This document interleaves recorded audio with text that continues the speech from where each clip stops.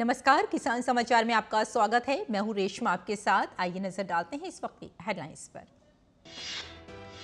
केंद्रीय गृह एवं सहकारिता मंत्री अमित शाह 30 जनवरी को कृषि और ग्रामीण विकास बैंकों और सहकारी समितियों के रजिस्ट्रार कार्यालयों के कंप्यूटरीकरण परियोजना का करेंगे शुभारंभ। सहकारिता मंत्रालय सहकार से समृद्धि के विजन को साकार करने के प्रति है कटिबद्ध।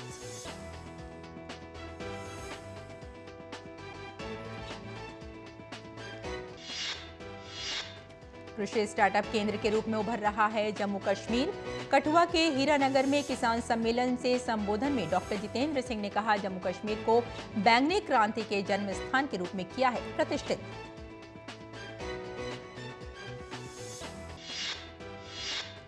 मध्य प्रदेश और राजस्थान ने केंद्र सरकार के साथ 75,000 करोड़ रुपए के पार्वती काली सिंध चंबल पूर्वी राजस्थान संशोधित नहर परियोजना के त्रिपक्षीय समझौता ज्ञापन पर किए हस्ताक्षर। परियोजना से मध्य प्रदेश और राजस्थान में 5.6 लाख हेक्टेयर भू क्षेत्र में सिंचाई की हो सकेगी व्यवस्था। और बिहार सरकार राज्य में किसानों को औषधीय एवं सुगंधित पौधों की खेती के लिए दे रही है अनुदान। लेमन ग्रास, पाम रोजा, तुलसी, शतावरी एवं खस की खेती के लिए किसानों को 50% या अधिकतम 75,000 रुपए प्रति हेक्टेयर का मिलेगा अनुदान।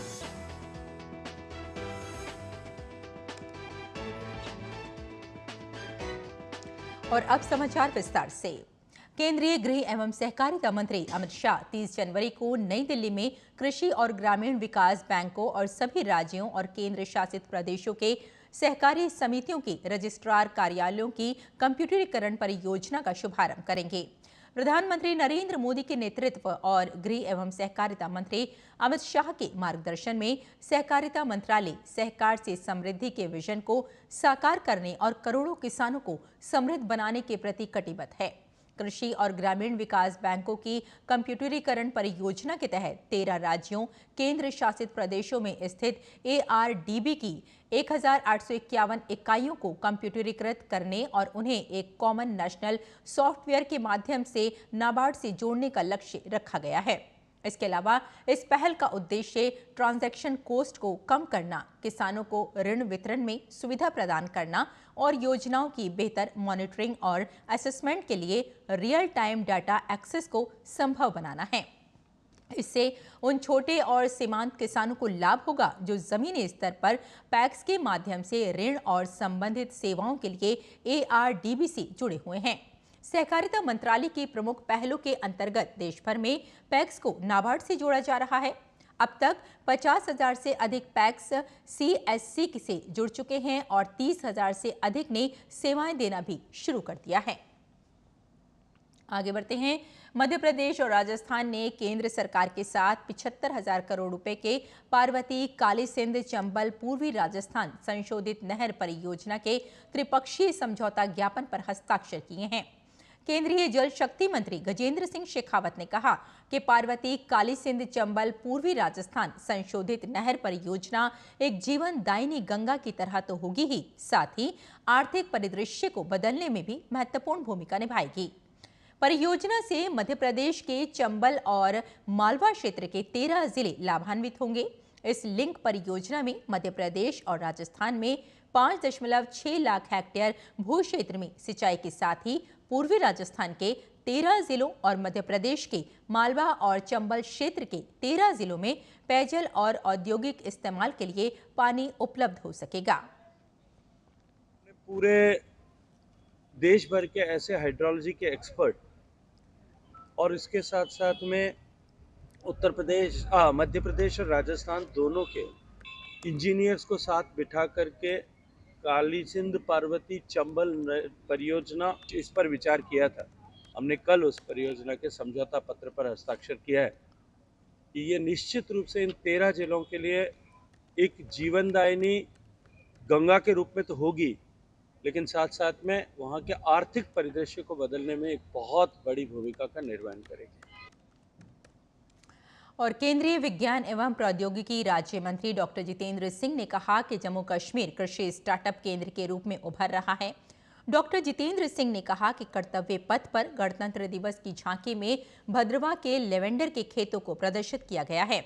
जो इस बात का प्रमाण है कि जम्मू कश्मीर को राष्ट्रीय स्तर पर बैंगनी क्रांति के जन्म स्थान के रूप में प्रतिष्ठित किया गया है और जिसका अनुकरण अब उत्तराखंड तथा हिमाचल प्रदेश, नागालैंड के रूप में अन्य हिमालयी राज्यों में भी किया जा रहा है। उन्होंने कहा कि इस कृषि स्टार्टअप केंद्र की नींव जम्मू कश्मीर के डोडा जिले के सुरमे नगर भद्रवा में रखी गई है, जहां लेवेंडर की खेती बड़े पैमाने पर की जाती है। कठुआ के हीरानगर में किसान सम्मेलन को संबोधित करते हुए डॉक्टर जितेंद्र सिंह ने याद दिलाया कि प्रधानमंत्री नरेंद्र मोदी ने अपने मन की बात प्रसारण में जम्मू कश्मीर के डोडा जिले की खेती में सफलता की इस कहानी के बारे में विस्तार से बताते हुए श्रोताओं को भद्रवा के छोटे से नगर के बारे में बताया था, जहां यह प्रयोग विज्ञान एवं प्रौद्योगिकी मंत्रालय, भारत सरकार द्वारा अरोमा मिशन के रूप में किया गया था। डॉक्टर सिंह ने कहा कि ये प्रयास भारत को अपनी अर्थव्यवस्था को आगे बढ़ाने के लिए एक वैकल्पिक स्रोत प्रदान करता है। उन्होंने कहा कि भद्रवा के 3000 से अधिक समृद्ध लेवेंडर उद्यमियों ने भारत के युवाओं को कृषि के माध्यम से स्टार्टअप्स का एक नया और आकर्षक रास्ता दिखाया है और ये 2047 तक भारत के भविष्य के आर्थिक विकास और पीएम मोदी के विकसित भारत के स्वप्न को साकार करने में मूल्य संवर्धन में योगदान होगा।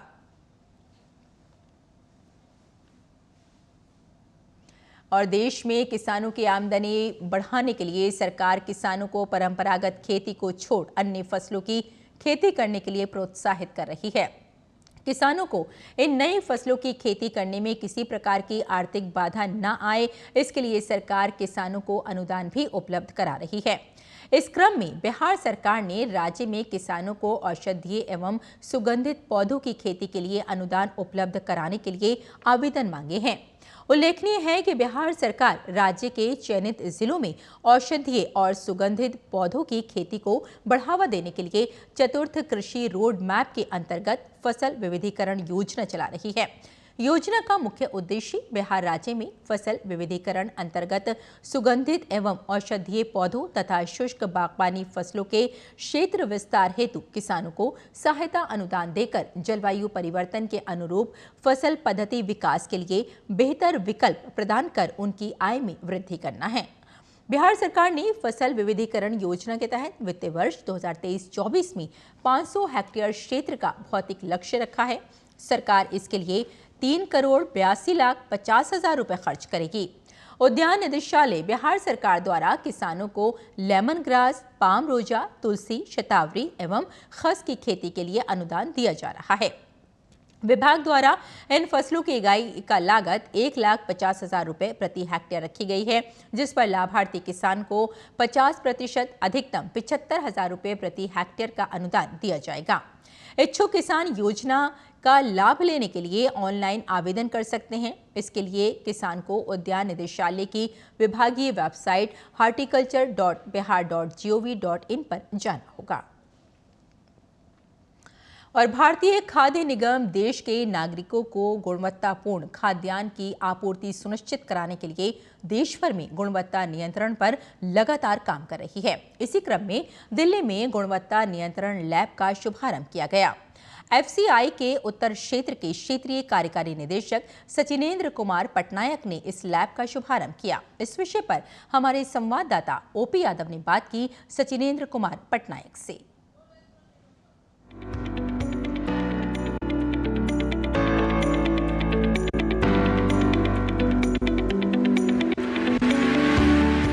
भारत सरकार देश के 80 करोड़ पात्र लाभार्थियों को पोषकता युक्त खाद्यान्न उपलब्ध कराने के लिए लगातार काम कर रही है और इसमें मिशन मोड पर भारतीय खाद्य निगम की भूमिका महत्वपूर्ण है। और अभी इसी विषय पर बात करने के लिए हमारे साथ मौजूद है north ED Sachinendra Kumar Patnaik. Sir, अगर बात करें गुणवत्तापूर्ण खाद्यान्न देना, फोर्टिफाइड फूड आम नागरिकों को उपलब्ध कराना, ये प्रतिबद्धता भारत सरकार की और इसमें एफसीआई पूरा काम कर रही है। आपने ये क्यूसी लैब शुरू की है, इसका क्या मकसद है? हमारा जितना जो क्वालिटी कंट्रोल का पैरामीटर्स है, ये सबको यहाँ पे भी टेस्टिंग होगा। हमारे हर डिपो में एक लैब रहता है, उसके बाद डिवीज़न में भी रहता है, ये उसके फिर यहाँ पे भी है, जोनल ऑफिस में भी रहता है, ताकि हम लोग हर प्रकार की जो क्वालिटी हमारा पैरामीटर्स है उसको हम लोग इंश्योर करते हैं, कोई भी एक भी दाना यहाँ से पुअर क्वालिटी का ना जाए। यहाँ पर कौन कौन से खाद्यान्न की गुणवत्ता की जाँच होगी और उसके बाद ये बाज़ार में उसके बाद उतरता है या पहले ही? राइस और व्हीट दोनों हम लोग मेनली डील करते हैं। अभी मिलेट्स को भी हम लोग ले लिए हैं, हम लोग लेना चालू किए हैं और डिस्ट्रीब्यूट करते हैं। ये सभी का टेस्टिंग होता है। हमारा डिपो में, हर डिपो में एक लाभ होता है। वो कोई भी फूड ग्रेन हम लोग जब लाते हैं या फिर इशू करते हैं, दोनों टाइम में हम लोग इसको एक बार टेस्टिंग करके ही या तो लेते हैं या फिर इशू करते हैं। तो इसमें हम ये इंश्योर करते हैं कि जब भी हम किसी को कोई पीडीएस को सप्लाई करें, इसका क्वालिटी सबसे बेहतर हो। पोषकता के साथ साथ गुणवत्तापूर्ण खाद्यान्न आम नागरिकों को मिल रहा है और उसमें फोर्टिफाइड राइस भी आपका दिया जा रहा है। तो ये क्या है फोर्टिफाइड राइस और इसमें क्या खास बात होती है? फोर्टिफाइड राइस में हम लोग विटामिन्स और मिनरल उसको फोर्टिफाई किया गया है, क्योंकि जो देखा गया है कि जो न्यूट्रिशनल डिफिशिएंसी है हमारे सोसाइटी में कुछ वर्ग के ये में, तो उनको जैसे वो फोर्टिफिकेशन होने से उनका ओवरऑल ग्रोथ होगा।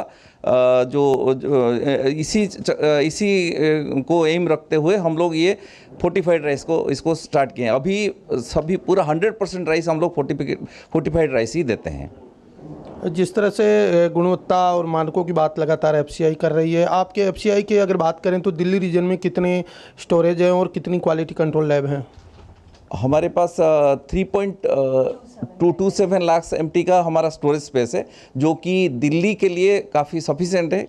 हमारे यहाँ का जो रिक्वायरमेंट है सब मिला के 60-70 हज़ार का है। तो हम लोग इसको आराम से, हमारे पास मिनिमम 6-8 महीने का स्टॉक हमेशा हम रखने के काबिल है। एफसीआई आजकल डिजिटल सिस्टम को बहुत अपना रहा है। किसानों को पैसा उनके खाते में तकरीबन 34-35 घंटे में पहुंच जाता है। हम लोग बहुत सारे टेक्नोलॉजी का अभी इंट्रोडक्शन किए हैं। जैसे अभी आप एक ऑटोमेटिक ग्रेन एनालाइजर है। इसमें हमारा जो ग्रेन आता है वो पहले मैनुअली किया जाता था, अभी वो ऑटोमेटिक होता है और वो AI बेस्ड है, ताकि आपको कोई भी ह्यूमन एरर जो होता है वो सब नहीं होगा। तो इसमें क्या फ़ायदा होगा, फार्मर को भी फ़ायदा है कि उसका जो गेहूँ आएगा उसको या चावल आएगा उसको लगेगा कि अच्छा मेरा क्वालिटी कोई सब्जेक्टिव नहीं है, ये इसके थ्रू ही होगा। Similarly rice millers are also happy कि ठीक है हम लोग ऑटोमेटिक ग्रेन एनालिसिस के थ्रू होता है, कोई किसी का ह्यूमन एरर होने का चांस कम है।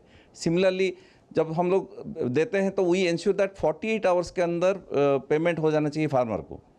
अगर बात करें इसी लैब की, इसमें कौन कौन सी मशीनें यहाँ रखी गई है, किस किस चीज़ की गुणवत्ता होती है चावल या गेहूँ की अगर बात करें तो? हमारा केमिकल टेस्ट यहाँ पे होता है, डीहस्किंग होता है, ये सब बहुत सारा टेस्ट हम लोग यहीं पे करते हैं। ये हमारा डेली ट्रांजैक्शन के लिए नहीं है। ये लैब जो है हमारा कोई नेक्स्ट लेवल का चेकिंग के लिए है। जो डेली ट्रांजैक्शन होता है डिपो लेवल में हम करते हैं। तो ये भारतीय खाद्य निगम के रीजनल ED सचिनेंद्र कुमार पटनायक, जिनका मानना है कि क्वालिटी कंट्रोल लैब के बनने से एक और जहां देश के पात्र लाभार्थियों को PDS के जरिए जो खाद्यान्न उपलब्ध करा जाएगा वो गुणवत्ता और पोषकता युक्त होगा। साथ ही साथ जो भारत सरकार का लक्ष्य है हर व्यक्ति को पोषक आधारित डाइट देना, उसकी प्रतिपूर्ति करने का ये लैब महत्वपूर्ण माध्यम भी होगा। मेरे सहयोगी कैमरामैन अनिकेत दुबे के साथ मैं OP Yadav, DD news, Delhi. और जम्मू कश्मीर के अनंतनाग के किसान इन दिनों बारिश न होने से परेशानी का सामना कर रहे हैं। किसानों का कहना है कि मौसम की इस मार से उनकी महीनों की मेहनत पर पानी फिर गया है। किसानों ने अपने खेतों और फसल का हाल दिखाते हुए कहा कि अगर जल्द बारिश ना हुई तो हमारी फसल और खेतों को कोई नहीं बचा सकता। वीरान खेत और मुरझाए पेड़ दिखाते हैं अनंतनाग के किसानों की मायूसी। यह है जम्मू कश्मीर के अनंतनाग के किसान। इनका कहना है कि घाटी में 2 महीनों में बारिश ना होने के बाद अब उनकी फसल बर्बाद होने की कगार पर है। किसानों का कहना है कि खेती बाड़ी के लिए बारिश के पानी पर ही निर्भर रहने और 2 माह के अंतराल से क्षेत्र में बारिश नहीं होने के कारण अब उनकी फसलें सूखने वाली हैं। इससे उनकी परेशानियां लगातार बढ़ रही हैं। उनकी कड़ी मेहनत से लगाई गई फसल सूखने के कगार पर पहुंच चुकी है। किसानों ने बताया कि अगर 1 हफ्ते तक बारिश नहीं होती है तो उनकी फसल बिल्कुल खत्म हो जाएगी। आने वाले समय में खाने के लिए महंगे दामों पर बाजारों से अनाज की खरीदारी करनी पड़ेगी। जो मौसमी हालात है इस वक्त कश्मीर में, ये कश्मीर के लिए बहुत नुकसानदेह है। अगर अल्लाह ताला अपना रहम नहीं करेगा तो बहुत खराबी होगी, सब कुछ ख़त्म होगा। जो सेब के बूटे हैं उनमें स्प्राउटिंग शुरू होने लगी है, फ्रूट निकलने लगा है। क्या होगा ये हमारा? नहीं हुई है, कुछ नहीं हुआ। अक्टूबर में बारिश हुई है यहाँ कश्मीर में, अक्टूबर से ड्राफ्टनेस है, ये सब खत्म हो जाएगा अगर खुदा ताला हमारा रहम नहीं फरमाएगा। ये बड़ी मुश्किल होगी। ये दुखद की बात है सर, हार्टिकल्चर के लिए भी, एग्रीकल्चर के लिए भी। अगर आने वाले दिनों में ये बर्फबारी नहीं हुई तो ये बड़ी मुश्किल का सामना करना पड़ेगा फिर। अभी तो बर्ड्स निकलने आए हैं, सुबह के निकलने आए हैं सर। ये तो सूखा पड़ा हुआ है सभी यहाँ पे। जी, अल्लाह से यही दुआ चाहते हैं कि बर्फबारी गिरना चाहिए सर। जो हॉर्टिकल्चर क्रॉप्स है, चाहे एप्पल हो, चाहे पेयर हो, चाहे वॉलनट हो या कोई दीगर अकसाम है, उसमें कुछ चिलिंग रिक्वायरमेंट्स होती हैं, कुछ आवर्स की। वो चिलिंग रिक्वायरमेंट्स उसको मिल सकती हैं। ये जो बर्फ़बारी है, it adds beauty to our valley.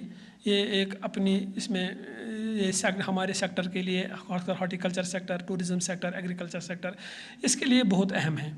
Jammu Kashmir में दिसंबर में 79% कम बारिश दर्ज की गई है। जनवरी के पहले सप्ताह में भी बारिश नहीं हुई। घाटी में कम बर्फबारी और घटते जल स्तर से किसानों की मुश्किलें और बढ़ गई हैं। ऐसे में किसान प्रार्थनाओं का सहारा लेकर केवल बारिश की बाट जोह रहे हैं। Bureau report, DD news. और उत्तर भारत के ज्यादातर इलाकों में बर्फीली ठंड का प्रकोप बढ़ गया है। मौसम विभाग के मुताबिक अभी कम से कम 2 से 3 दिन घना कोहरा और भीषण ठंड की स्थिति बनी रहेगी। 3 फरवरी तक पश्चिमी हिमालयी क्षेत्रों में अलग अलग जगहों पर वर्षा की भी संभावना है। मौसम विभाग के मुताबिक फरवरी के पहले हफ्ते तक कश्मीर घाटी के अधिकतर स्थानों पर हल्की बर्फबारी होगी।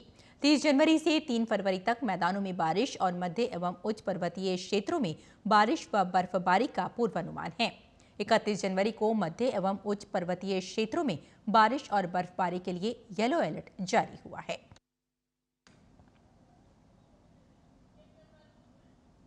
और आइए अब जानते हैं कि किसान इस मौसम में कैसे रखें अपनी खेती का ख्याल।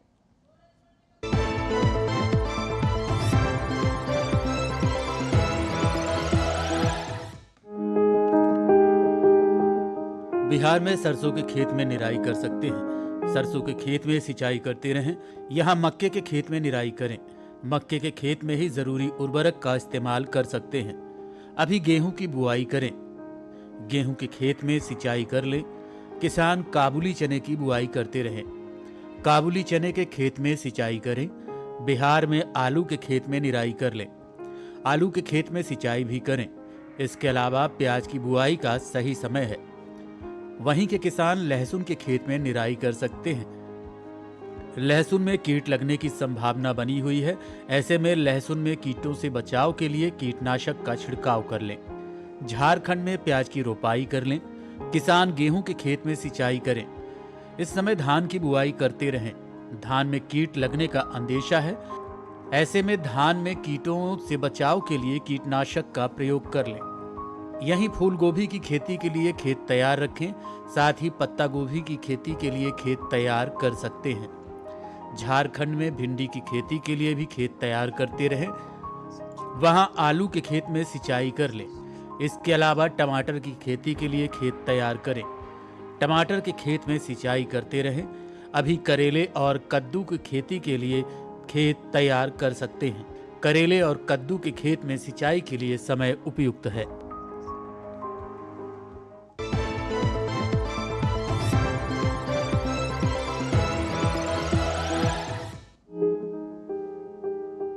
दिल्ली स्थित पूसा संस्थान ने समय और इलाके के हिसाब से गेहूं की अलग अलग किस्में तैयार की हैं।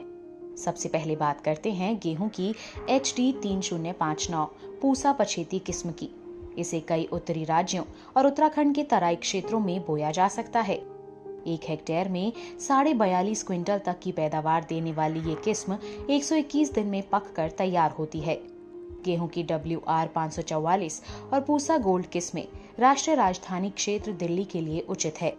हालांकि ये 1 हेक्टेयर में सिर्फ 37 क्विंटल तक पैदावार देती है, लेकिन इसमें तापमान सहन करने की क्षमता है, साथ ही जल्द भी पक जाती है। उत्तर पूर्व के मैदानी क्षेत्र के किसान गेहूं की HD 2985, जिसे पूसा बसंत भी कहते हैं, इसकी बुआई कर सकते हैं।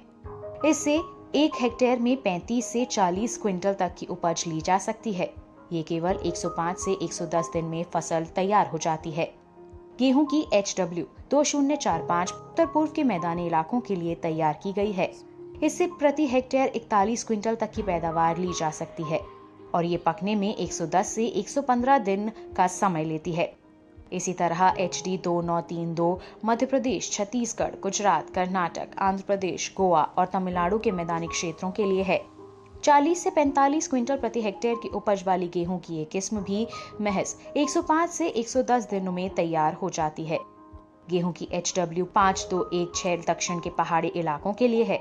37 क्विंटल प्रति हेक्टेयर तक की उपज ये देती है। HI 1563 पूसा प्राची उत्तर पूर्वी मैदानी क्षेत्रों के लिए है। ये 50 क्विंटल तक की पैदावार दे सकती है। HS 490 पूसा बेकर और HS 420 शिवालिक जम्मू कश्मीर के पहाड़ी क्षेत्र, हिमाचल प्रदेश, उत्तराखंड, सिक्किम, पश्चिम बंगाल और पूर्वोत्तर राज्यों के लिए उपयुक्त है। पूसा बेकर 150 दिन में, जबकि पूसा शिवालिक गेहूं की वो किस्म है जो 149 दिन में पकती है। HD 2833 पूसा तृप्ति, ये किस्म 1 हेक्टेयर में करीब 39 क्विंटल तक की उपज दे सकती है। HD 3090 पूसा मूल्य गेहूं की उन्नत किस्में हैं। ये 101 दिन में पक जाती हैं। ब्रेड और चपाती के लिए गेहूं की ये अच्छी किस्म मानी जाती हैं।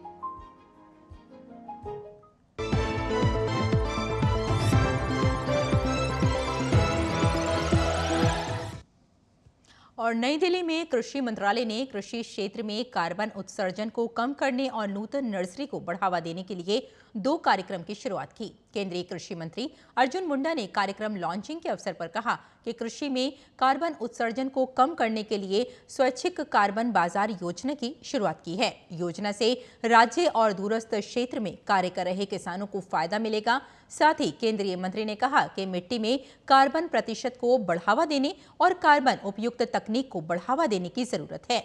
इससे किसानों को फायदा होगा और मिट्टी की उर्वरा शक्ति भी बनी रहेगी। मौके पर कृषि मंत्रालय के सचिव, भारतीय कृषि अनुसंधान परिषद और नीति आयोग के सदस्य मौजूद रहे। हमने स्वैच्छिक कार्बन मार्केट यानी वॉलंटरी कार्बन मार्केट के माध्यम से एक फ्रेमवर्क तैयार करने का कार्य योजना को शुभारंभ किया है, जिसके माध्यम से कार्बन क्रेडिट का लाभ भी किसानों को मिले। देखिए, इसमें ये बात कही जाती है कि किसान के जो कामकाज है उसके माध्यम से भी कार्बन पैदा होते हैं, कार्बन डाइऑक्साइड। केंद्रीय मंत्री ने जोर देकर कहा कि जलवायु परिवर्तन का भारत पर गहरा प्रभाव पड़ता है। विशेष रूप से आर्थिक रूप से कमजोर ग्रामीण आबादी इससे ज्यादा प्रभावित होती है।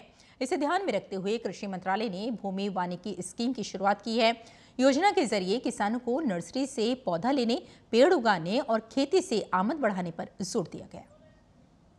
एग्रो फॉरेस्ट्री है, उसकी क्वालिटी इम्प्रूव हो, राज्यों में जितने नर्सरी है उसमें अच्छे पौधा आए, अच्छा पौधा बढ़े, अच्छे तरीके से देखभाल हो, उसका गुणात्मक दृष्टि से ग्रेजुएशन हो और वो सुविधा भारत सरकार के माध्यम से सभी राज्यों को प्राप्त हो, इसके बारे में एक रोड मैप तैयार किया गया है।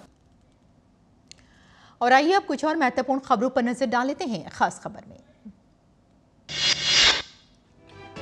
संसद का बजट सत्र आरंभ होने से एक दिन पहले मंगलवार को केंद्र सरकार ने सर्वदलीय बैठक बुलाई। संसदीय कार्य मंत्री प्रहलाद जोशी ने संसद की कार्यवाही का सुचारू संचालन सुनिश्चित करने के लिए ये बैठक बुलाई है। संसद का ये बजट सत्र 31 जनवरी से 9 फरवरी के बीच आयोजित किया जाएगा।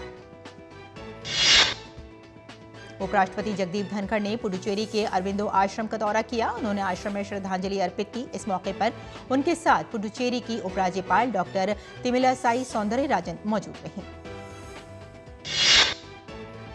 विदेश मंत्री डॉक्टर एस जयशंकर ने कहा कि सरकार की कोशिश है कि देश विदेश के ज्यादा से ज्यादा लोग स्टैच्यू ऑफ यूनिटी आएं और पर्यटन के जरिए देश दुनिया में एकता का संदेश प्रसारित किया जाए। ये बात उन्होंने गुजरात के एकता नगर में Indian hotels company limited IHCL कौशल केंद्र के उद्घाटन समारोह में कही। बिहार में एनडीए के विधायकों ने निवर्तमान अध्यक्ष अवध बिहारी चौधरी के विरुद्ध विधानसभा के सचिव को नोटिस दिया है। बिहार के उप मुख्यमंत्री सम्राट चौधरी ने कहा कि बहुमत के आधार पर विधानसभा अध्यक्ष का चयन होता है और अवध बिहारी चौधरी को खुद इस्तीफा दे देना चाहिए। गुजरातियों पर विवादित टिप्पणी के चलते मानहानि का मुकदमा झेल रहे आरजेडी नेता तेजस्वी यादव की याचिका पर सुप्रीम कोर्ट ने तेजस्वी के खिलाफ गुजरात में दर्ज मानहानि केस खत्म करने के संकेत दिए। कोर्ट ने तेजस्वी यादव से बेहतर स्पष्ट हलफनामा दायर करने को कहा। सुप्रीम कोर्ट ने आंध्र प्रदेश के पूर्व मुख्यमंत्री एन चंद्रबाबू नायडू को अग्रिम जमानत देने के आंध्र प्रदेश उच्च न्यायालय के आदेश को चुनौती देने वाली आंध्र प्रदेश सरकार की याचिका खारिज कर दी है। मामला इनर रिंग रोड की योजना बनाने में घोटाले से जुड़ा है। तमिलनाडु के राज्यपाल आर.एन. रवि ने राज्य सरकार पर भ्रष्टाचार के गंभीर आरोप लगाते हुए गरीब तबके के लोगों को केंद्र सरकार की योजनाओं के लाभ से वंचित रखने का आरोप लगाया है। राज्यपाल ने आरोप लगाया कि प्रधानमंत्री आवास योजना के लाभार्थी बनने के पात्र नागपट्टिनम जिले के ग्रामीणों को प्रशासनिक उदासीनता और भ्रष्टाचार के कारण योजना का लाभ नहीं मिल पा रहा है। जम्मू कश्मीर में नेशनल कॉन्फ्रेंस को झटका लगा है। कठुआ जिला अध्यक्ष संजीव खजूरिया सहित नेशनल कॉन्फ्रेंस के कई प्रमुख नेता भारतीय जनता पार्टी में शामिल हो गए। अजीत पवार खेमे के एनसीपी विधायकों की अयोग्य करार देने की मांग वाली याचिकाओं पर फैसले के लिए सुप्रीम कोर्ट ने महाराष्ट्र विधानसभा अध्यक्ष राहुल नार्वेकर को 15 फरवरी तक समय दिया है। इससे पहले अजीत पवार खेमे के एनसीपी विधायकों की अयोग्यता पर विधानसभा अध्यक्ष को 31 जनवरी तक फैसला लेने को कहा है।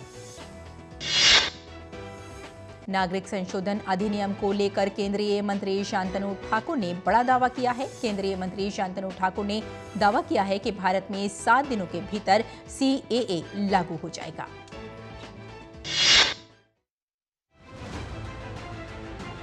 दुनिया की सबसे तेज रफ्तार